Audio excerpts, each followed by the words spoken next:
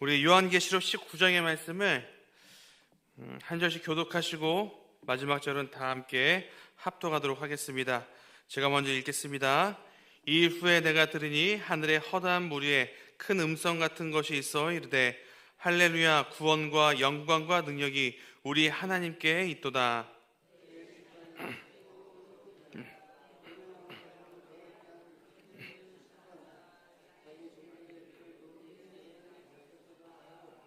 두 번째로 할렐루야 하니 그 연기가 세세토록 올라가더라.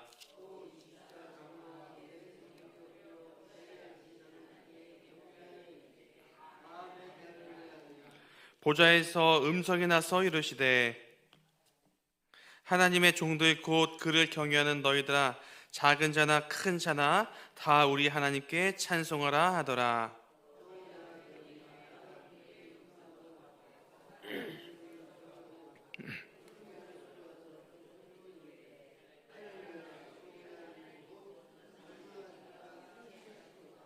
우리가 즐거워하고 크게 기뻐하며 그에게 영광을 돌리세. 어린 양의 혼인 기약이 이르렀고 그의 아내가 자신을 준비하였으므로.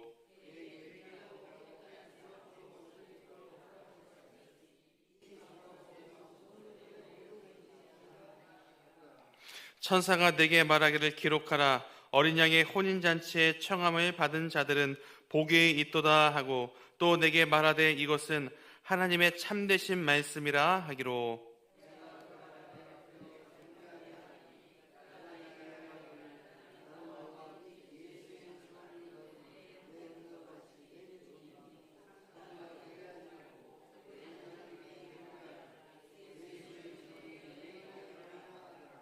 또 내가 하늘이 열린 것을 보니 보라, 백마와 그것을 탄 자가 있으니 그 이름은 충신과 진실이라. 그가 공의로 심판하며 싸우더라.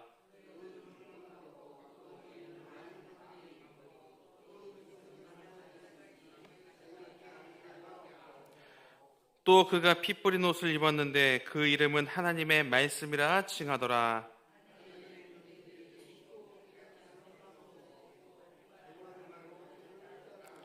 그의 입에서 예리한 검이 나오니 그것으로 만국을 치겠고 친히 그들을 철창으로 다스리시며, 또 친히 하나님 곧 전능하신 이의 맹렬한 진노의 포도주 틀을 밟겠고.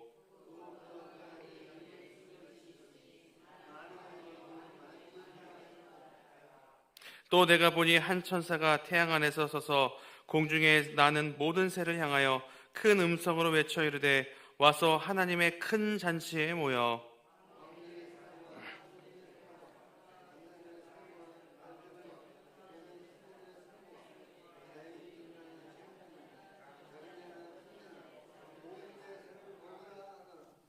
또 내가 보매 그 짐승과 땅의 임금들과 그들의 군대들이 모여 그 말탄 자와 그의 군대와 더불어 전쟁을 일으키다가,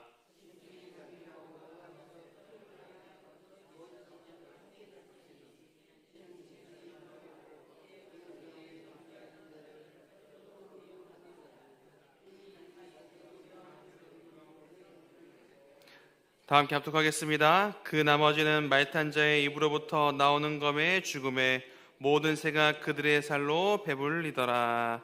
아멘. 요한계시록 19장의 말씀을 나누겠습니다. 오늘 본문은 모든 악의 세력을 심판하신 이후의 내용입니다.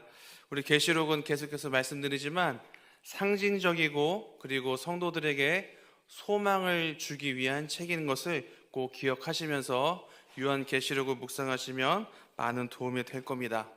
자, 첫 번째 질문입니다. 사도 요한이 본 환상은 무엇인가?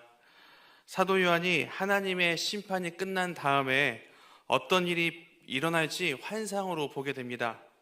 먼저 무엇을 보았는지 우리 1절과 2절을 제가 다시 한번 읽어드리도록 하겠습니다.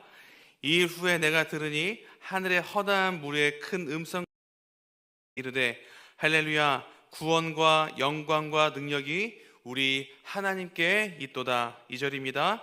그의 심판은 참되고 이로운지라. 음행으로 땅을 더럽게 한 큰 음녀를 심판하사 자기 종들의 피를 그 음녀의 손에 갚으셨도다 하고. 아멘. 하늘에 있는 허다한 무리가 하나님을 향해 어떻게 외쳤습니까? 할렐루야, 할렐루야를 외쳤습니다. 여러분, 할렐루야가 무슨 뜻이죠? 여호와를 찬양하라 라는 뜻입니다. 그러면 그 허다한 무리가 왜 찬양을 했을까요? 이제까지 성도를 핍박하고 죽였던 사탄과 그에 속했었던 모든 세력을 하나님께서 심판하셨기 때문입니다. 그 심판은 공정하기 때문에 모든 만물들이 하나님을 향해서 할렐루야, 할렐루야를 외칠 수밖에 없던 겁니다. 여러분, 우리는 주님이 언제 오실지 모릅니다. 그러나 분명한 것은 요한이 본 환상처럼 주님이 다시 오시는 날 모든 그리스도인들은 할렐루야, 할렐루야를 외칠 수밖에 없을 것입니다. 왜 그렇습니까? 공의로운 하나님께서 사탄과 그의 세력들을 반드시 심판하실 것이기 때문입니다. 여러분, 요한이 이 환상을 보고 오늘 요한계시록 이 편지에 남겼습니다. 그리고 이 편지를 읽기 전까지만 해도 초대교회 성도들은 아마 이런 생각들을 했을 겁니다. 세상이 점점 악해져 가는구나. 하나님이 너무 오래 참으시는 것 아닌가? 하나님이 정말 의로우신 분인가? 라는 그런 의심이 마저 들었을 겁니다. 그런데 그 성도들이 이 요한의 편지를 읽고 주님이 다시 오시는 날 이 땅에 있는 사탄과 그의 세력들을 심판하신다는 것을 깨닫게 됩니다. 여러분, 그 하나님의 심판이 얼마나 강력한지 오늘 성경을 보니까 이렇게 묘사하고 있습니다. 우리 3절을 다 함께 읽어보겠습니다. 3절 시작. 두 번째로 할렐루야 하니 그 연기가 세세토록 올라가더라. 아멘. 여러분, 여기서 연기라는 단어를 주목해 보겠습니다. 이 연기 하면은 딱 떠오르는 성경 한 부분이 딱 떠오르는데요. 창세기에서 하나님께서 심판하셨던 소돔과 고모라입니다. 소돔과 고모라가 하나님의 심판을 받아서 불타오를 때 연기가 솟아나는데 그 단어와 비슷하게 사용하는 표현입니다. 그러니까 무슨 이야기죠? 하나님께서 모든 악의 세력을 완전히 멸망시키셨다라는 의미입니다. 여러분, 로마 황제가 세상을 통치하는 줄 알았는데 그것이 아니었습니다. 그리고 세상의 힘과 그리고 돈과 능력을 가진 자들이 이 땅을 움직이는 줄 알았는데 그것도 아니었습니다. 주님은 환상을 통해 하나님께서 이 땅을 여전히 통치하시고 계시고 그리고 악인들을 반드시 심판하시겠다는 것을 이 환상을 통해 보여주신 겁니다. 여러분, 지금 요한의 편지를 읽은 성도들, 이 편지를 읽으면서 이 내용을 읽으면서 마음에 큰 위로를 받았을 겁니다. 그리고 할렐루야를 외치면서 다시 오실 주님을 기다리면서 참된 그리스도인으로 살아냈던 것입니다. 그러므로 사도 요한이 본 것은 하나님께서 악인을 심판하시고 그리고 성도들이 하나님을 찬양하는 환상이었습니다. 두 번째 질문입니다. 그러면 어린 양의 혼인잔치는 어떻게 열리게 되었는가? 모든 악의 세력을 심판하신 하나님을 성도들이 찬양하는 장면에서 이제 새로운 이야기가 등장하는데 우리 7절을 다 함께 읽어보도록 하겠습니다. 7절 시작. 우리가 즐거워하고 크게 기뻐하며 그에게 영광을 돌리세 어린 양의 혼인 기약이 이르렀고 그의 아내가 자신을 준비하였으므로. 아멘. 하나님께서 이 땅에 있는 모든 악을 심판하신다는 그 사실 참 기쁩니다. 그런데 오늘 성경을 읽어보니까 그것보다 더 기쁜 이유가 있다고 우리에게 말씀하고 있습니다. 그것은 왕의 혼인잔치가 열리기 때문이었습니다.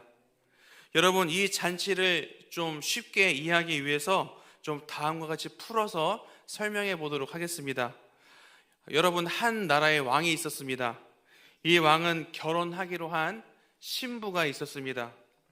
그런데 아직 결혼식을 올리지 않았어요. 왜냐하면 이웃 나라와 전쟁 중이었기 때문이었습니다. 이 침략군을 막기 위해서 왕이 출정식을 하면서 백성들에게 다음과 같이 선포했습니다. 내가 이번 전쟁에서 승리하고 돌아오면 가장 먼저 나와 혼인을 기약한 저 여인과 혼례식을 올리겠다. 왕은 출정했고요. 치열한 전투가 벌어졌습니다. 시간이 얼마나 흘렀을까요? 마침내 전쟁에서 승리했다는 소식이 들려왔습니다. 그래서 온 백성이 승리의 소식을 듣고 기뻐하며 환호성을 질렀습니다. 그런데 여러분, 이 전쟁에서 승리했는데 아직 해야 할 일이 한 가지 남았죠. 그게 뭐죠? 네, 왕을 기다리고 있는 신부와 결혼을 하는 것입니다. 왕이 준비하는 결혼식, 전쟁에서 승리한 왕이 여는 잔치입니다. 여러분, 얼마나 크고 아름다운 잔치겠습니까? 여러분, 바로 이것이 어린 양의 혼인 기약이 이르렀고라는 말씀이 갖는 의미입니다. 그럼 여러분, 이 이야기에서 신랑은 누구죠? 네, 어린 양이신 예수 그리스도입니다. 그리고 신부는 누구죠? 네, 바로 우리 성도들을 말합니다. 그런데 이 예수님이라는, 예수 그리스도라는 이 말 앞에 한 가지 수식어가 붙어 있습니다. 그게 뭐냐면 어린 양이죠. 어린 양. 여러분, 이 어린 양의 단어에는 큰 의미가 담겨져 있습니다. 초대교회 성도들에게 이 어린 양이라는 이미지는 대속제물이라는 그런 의미를 가지고 있었습니다. 그럼 혼인잔치가 열리게 된 이유가 무엇입니까? 혼인잔치의 신랑이신 예수 그리스도의 희생과 사랑이 있었다라는 이야기입니다. 그러니까 여러분, 이 잔치에는 아무나 올 수 없는 평범한 잔치가 아닙니다.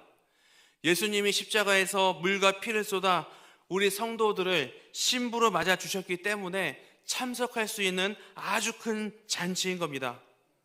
예수님의 희생과 그리고 사랑이 없이는 지금 이 기쁨과 감격이 있는 이 잔치는 절대 열릴 수 없는 그런 것입니다.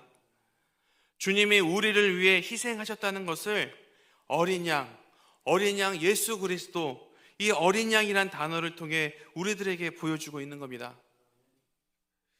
여러분, 초대교회 성도들이 지금 이 메시지를, 이 요한의 편지를 읽으면서 어떤 생각이 들었을까요? 저도 한번 이렇게 생각을 해봤습니다. 아, 천국은 로마 황제를 섬기면 절대 갈 수 없는 곳이구나. 나를 위해 죽으신 주님을 믿고 그분이 나의 구원자시구나.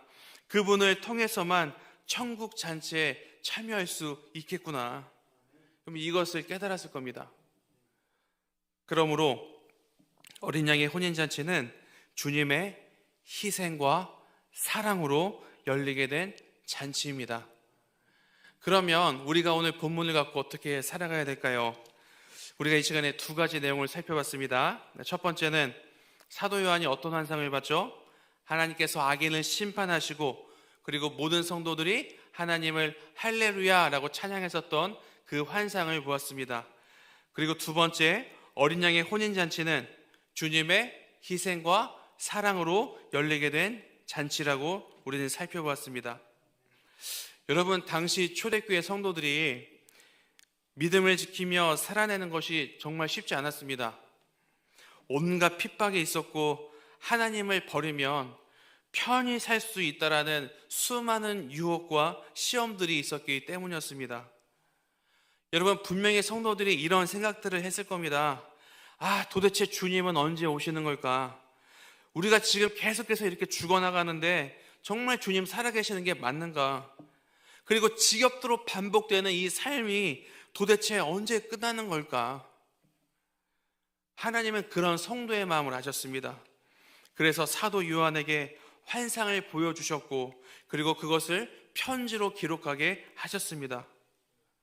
성도들이 이 사도 요한의 편지를 읽으면서 이 땅에서 지겹도록 반복되는 삶의 이유를 깨닫게 되었습니다. 그것은 앞으로 초대될 천국에 들어가기 위한 준비였던 겁니다. 어떤 상황에서도 주님만 바라볼 수 있는 연습이란 것을 그 성도들이 깨닫게 된 것입니다. 여러분, 우리의 삶을 돌아보면 좋겠습니다. 우리는 매일 반복되는 삶을 살아갑니다. 그러다 보니까 지루함을 느끼거나 기쁜 일이 별로 없다고 느낍니다. 그렇다면 어떻게 우리가 살아가면 의미 있는 삶이고 그리고 매일 행복하고 기쁜 삶이 될 수 있을까요?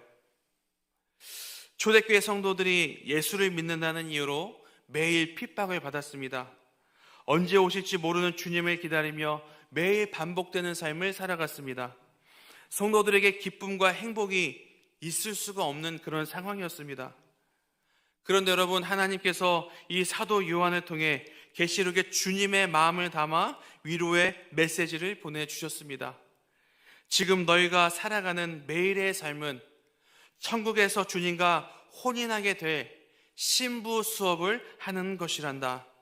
나중에 우리가 천국에서 만나 할렐루야를 같이 외치자. 여러분, 이것을 깨닫게 된 초대교회 성도들의 삶이 그때부터 달라졌습니다.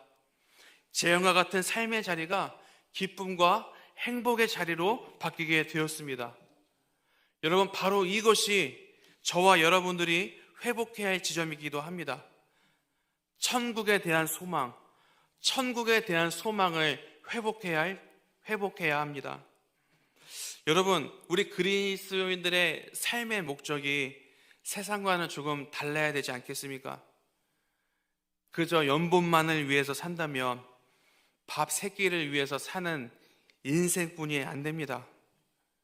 우리의 삶을 재물이나 또는 어떤 자리에 연결시키면 매일이 비참하고 힘듭니다. 그러나 일상이라는 교실 안에서 우리가 신부의 삶을 준비한다고 생각한다면 우리의 삶의 의미는 달라질 것입니다.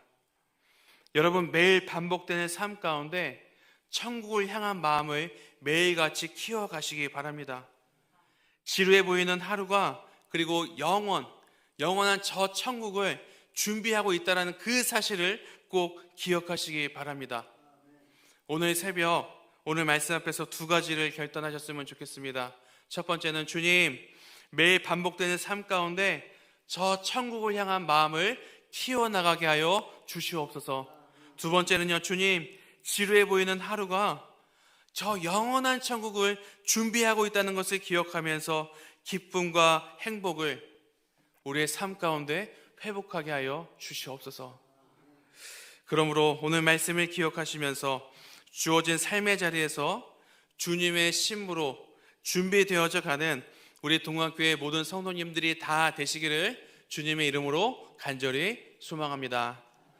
우리 다 함께 기도의 자리에 나가도록 하겠습니다. 우리 첫 번째 말씀을 가지고 하나님 아버지 앞에 나가도록 하겠습니다. 두 번째, 교회를 위해서 담임 목사님 위해서 기도해 주시고, 그리고 주일학교 전도축제와 그리고 우리 바자회를 위해서 기도해 주시기 바랍니다. 우리 마지막으로 성도님들을 위해서 기도하도록 하겠습니다. 우리 햇세대의 이진아 집사님의 아버지 서승범 집사님의 장인 되시는 이동희님을 위해서 기도해 주시기 바랍니다. 큰 사고로 인해서 수차례 수술 가운데 있습니다. 주님, 모든 가정 가운데 함께 해달라고, 우리 집사님 가정 가운데 주님의 위로를 더해달라고 기도해 주시기 바랍니다.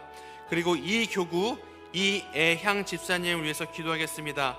오늘 눈 망막 점막증 수술이 있다고 합니다. 하나님, 이 수술 가운데 함께 해달라고 기도해 주시기 바랍니다.